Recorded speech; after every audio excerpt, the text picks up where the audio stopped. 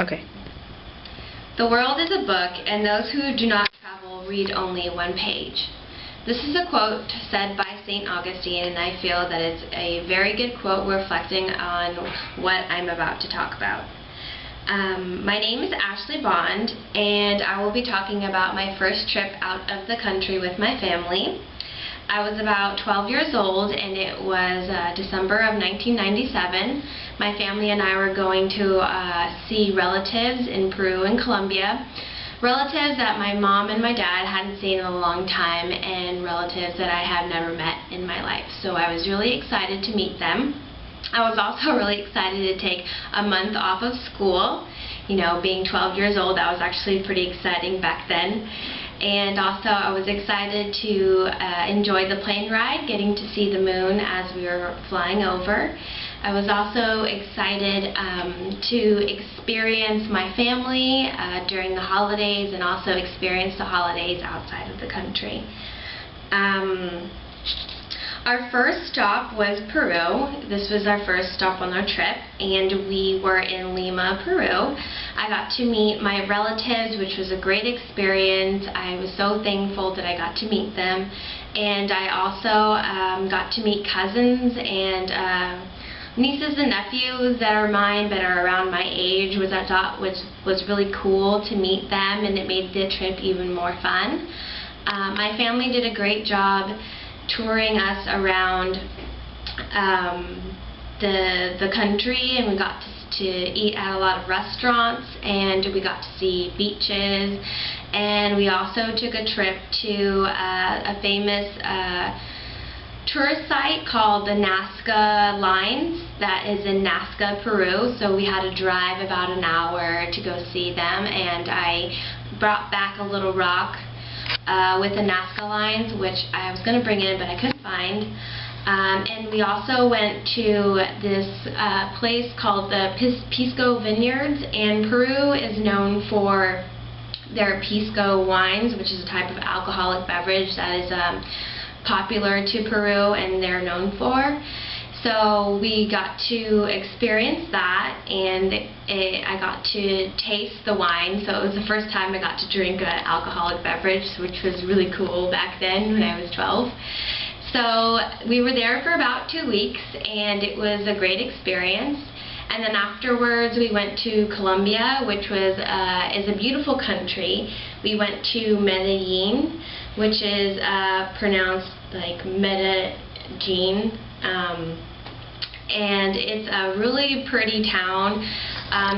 So the atmosphere is very lively, and it's very colorful there, and they do flower carnivals there every spring, and they celebrate all of their flowers. A lot of their flowers get exported to different places around the world.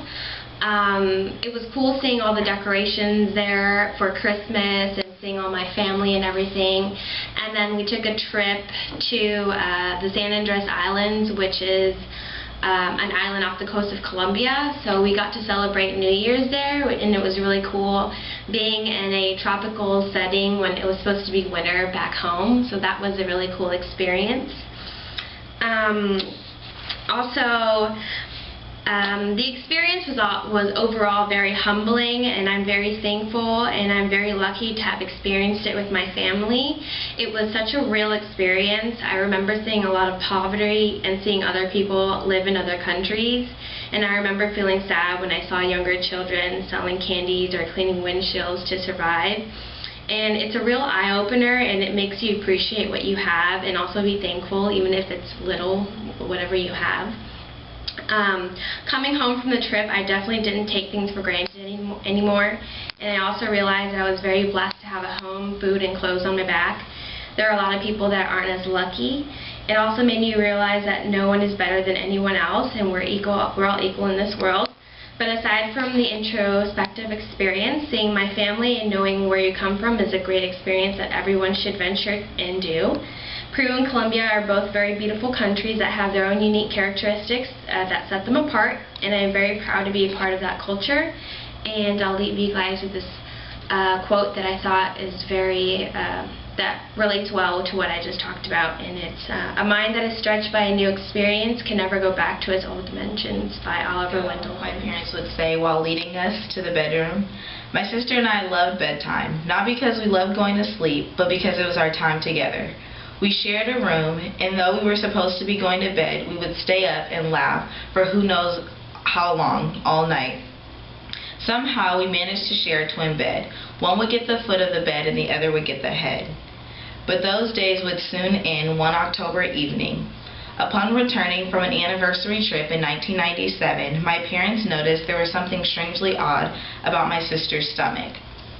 Through much investigation, doctor's appointments, we soon realized what was wrong. My sister had neuroblastoma. My name is Shaterika Sullivan, and I'm going to be talking about how I coped with my sister's death. After a 1.5-year battle of cancer, when I was 8 years old, my younger sister passed away of cancer a month before her 6th birthday. With both parents working full-time, I was forced into a motherly role, needing to step up and take care of my toddler brothers. Changing diapers, doing laundry, and making dinner are uncommon tasks that you would find an 8-year-old taking on. I was left home alone with my brothers in the depths of Oakland, paralyzed with fear that the police would come and arrest my parents for leaving us home alone. All throughout middle and high school, I never had any close friends. I chose to stay isolated because it was easier than facing the fear and the pain. I was never a troublemaker, but got along with everyone out of fear and never allowed anyone to get too close. The pain and the sadness that came from the traumatizing experience of watching my sister pass away is one that I would never want anyone else to experience. Though outwardly I appeared social and had friends, inwardly I was extremely lonely but never told anyone. I went through life embarrassed, wondering what friends would think if they knew. I carried myself in denial that that part of my life ever happened. I remember telling my parents that I didn't want them telling anyone about my sister and what happened while I was around because I was too ashamed. I did not want people feeling sorry for me. A huge part of my heart was ripped out, and there was a void that I had no idea how to fulfill. I needed a purpose. I desired to be accepted because I felt out of place. I felt pressure for things to go right since everything seemed to go wrong with my sister, and tried to do everything that I could to make that happen. I will never know what children at my age at the time would have thought, if they would have treated me differently or not, if they knew what happened with my sister. It's something I can't go back and rewind how I handled the heartbreaking time of my life. But what I do know is that it's something I would not want differently.